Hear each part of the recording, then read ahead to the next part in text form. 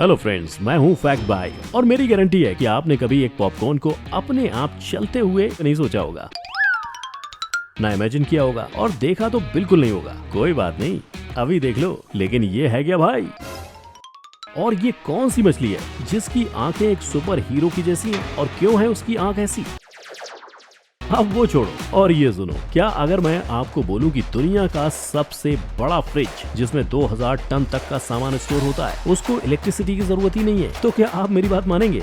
मानना पड़ेगा, क्योंकि ये सब 100% सच है। और ऐसे ही कुछ अनबिलीवेबल चीजों के बारे में जानेंगे हम हमारे आज के इस फैक्ट भाई के एपिसोड में, title things you didn't know part 2।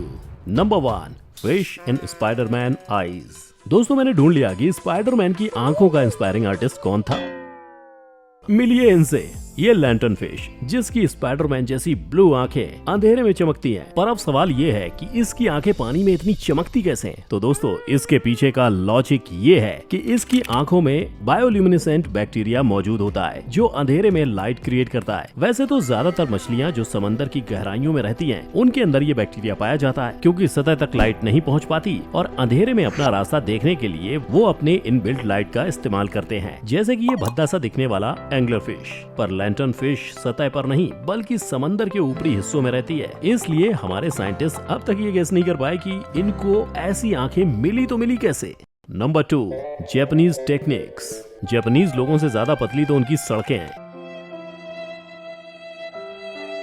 जिसके चलते इन्हें बस जैसी बड़ी गाड़ियों को घुमाने के लिए रास्तों पर ऐसे बड़े डीवीडी डिस्क जैसे मशीन्स लगाने पड़ते हैं। ये बड़े बड़े डिस्क एक टर्निंग डिवाइस है, जो जापान के हर एक गली और रास्तों के एंड में बनाई गई है। इन्हें इसलिए बनाया गया है क्योंकि जापान की न सिर्फ पॉपुलेशन ज्यादा है, पर वहाँ घर भी बहुत ज्यादा है। इसके चलते वहाँ की सड़कें बहुत पतली है, जिसकी वजह से बस को यू टर्न मारने की जगह ही नहीं होती। तो इस दिक्कत को देखते इंजीनियर्स ने अपने दिमाग की बत्ती लैंप सब जला के हर सड़क के एंड में ये डिस्क मशीन्स बना दी, जहां बस वाले भैया आराम से बस पार करके एक साइड में झूलती स्ट्रिंग को खींचते हैं, जिससे वो डिस्क गोल घूमता है और बस को सीधा कर देता है। फिर क्या, बस को पार्क कर दिया जाता है और काम खत्म। इजिली बस पार्क करो दबा के एक बटन, घर चलो खाते हैं रोटी और mutton. Number 3, floating solar panels. अगर मैं कहूँ कि चाइना ने दुनिया का सबसे बड़ा और इकलौता पानी में तैरने वाला सोलर पैनल बनाया है, तो क्या आप मानेंगे?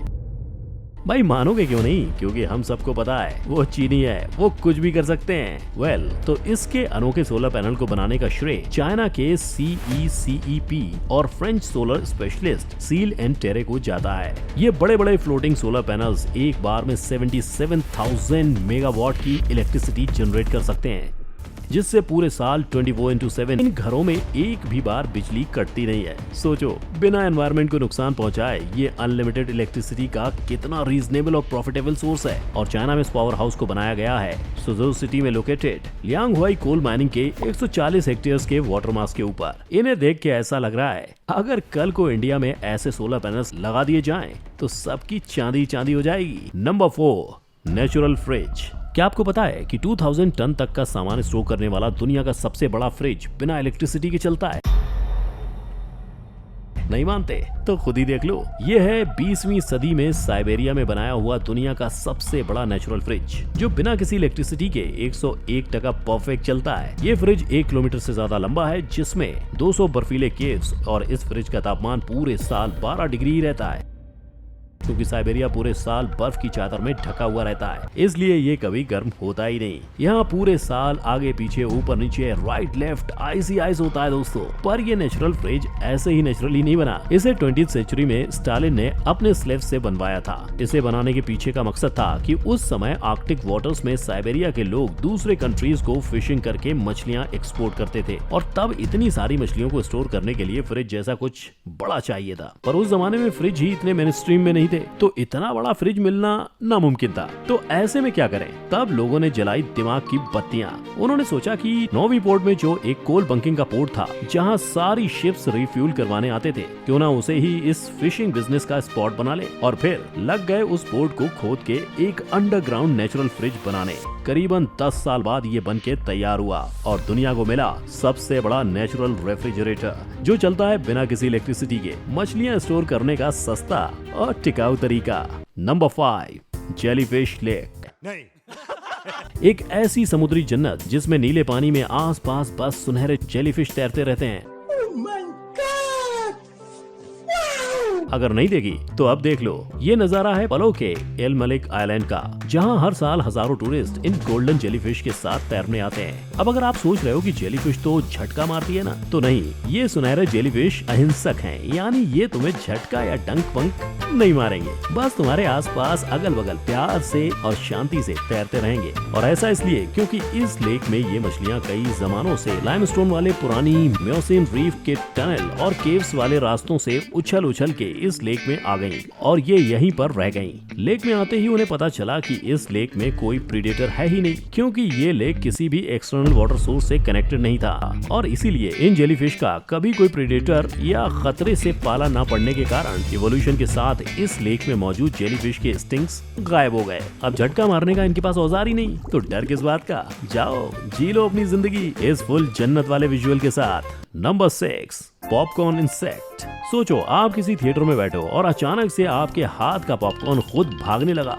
कुछ इस तरह, तब क्या करोगे? मैं तो बोलूंगा डर के भागना नहीं, क्योंकि इस पॉपकॉर्न जैसे दिखने वाले कीड़े का नाम है लेथोसेरस इंडिसस, जिसे प्यार से लोग पॉपकॉर्न इंसेक्ट भी कहते हैं। ये छोटू सा कीड़ा अपने डेवलपिंग स्टेज में पूरे बॉडी पर एक व्हाइट वैक्सी थ्रेड से कोटिंग बना लेता है और ये इस निंजा टेक्निक का इस्तेमाल इसलिए करता है ताकि उसके प्रीडेटर्स अगर उसे देख भी लें तो उन्हें ये बस कापूस के किसी गोले जैसा दिखे और इसीलिए वो इसे खा ना लें। हाँ, पर इस बात की गारंटी नहीं कि इंसान इसे पॉपकॉर्न समझ के न खा ले। Number 7, day time fireworks. जापानियों की बात से उनके पड़ोसी चीनियों की एक बात याद आई, जिनके इन्वेंशन इनके भाई से भी ज्यादा कमाल है। जैसे कि इन्होंने ऐसे पटाखे बनाए हैं जिसे आप दिन में भी देख सकते हैं। Well done. आम पटाखों की तरह ये चमचमाते नहीं, पर ये आसमान में रंग बिरंगे बादलों जैसे नजर आते हैं। हाँ, ये थोड़े शोर मचाते हैं, पर अगर पटाखा शोर न मचाए तो वो पटाखा ही कैसा। सही पकड़े हैं। पर इन अलग अलग कलर्स के पटाखे बनाए कैसे जाते हैं? तो होता क्या है कि पटाखे बनाते वक्त वो स्पार्कल क्रिएट करने वाले गन पाउडर के ढेर सारे अलग अलग कलर्स भी उसमें भर देते हैं, जिस वजह से वो दिन के उजाले में भी एक कलरफुल एक्सप्लोजन की तरह लगता है। यानी अब तुम दिवाली के पटाखे दिन में भी जला सकते हो।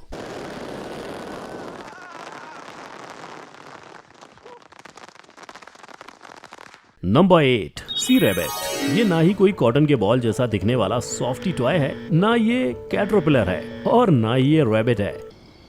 क्या हो आप? कौन हो आप?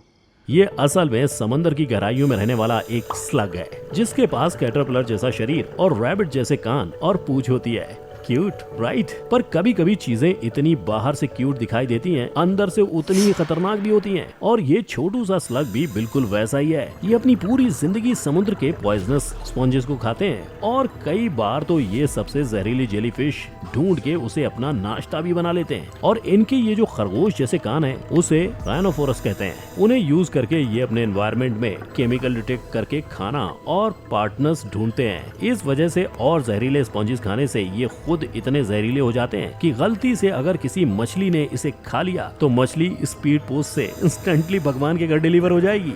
मेरे को जाना पड़ेगा। और ये बात सारे फिशेस जानते हैं, इसीलिए कोई भी इस क्यूट से सी बनी के साथ हैंग आउट नहीं करता। Number 9, electric fire. ऐसा लग रहा ना किसी मूवी में इलेक्ट्रिसिटी कंट्रोल करने वाले विलेन का काम है, पर बेसिकली ये थॉर इंस्पायर्ड इलेक्ट्रिक फायर के पीछे का फंडा ये है कि जब इलेक्ट्रिक टावर्स के बीच के इंटरलिंक कनेक्शन किसी कारणवश खुल जाते हैं, तब उनमें से ऐसी इलेक्ट्रिक फायर बाहर आते हुए दिखती है।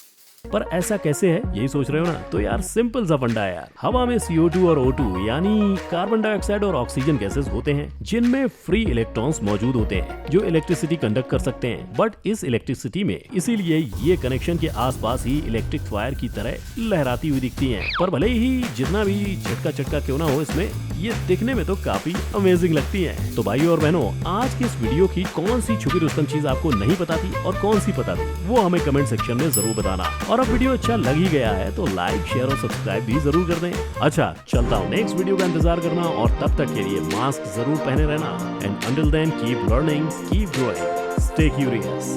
जय हिंद,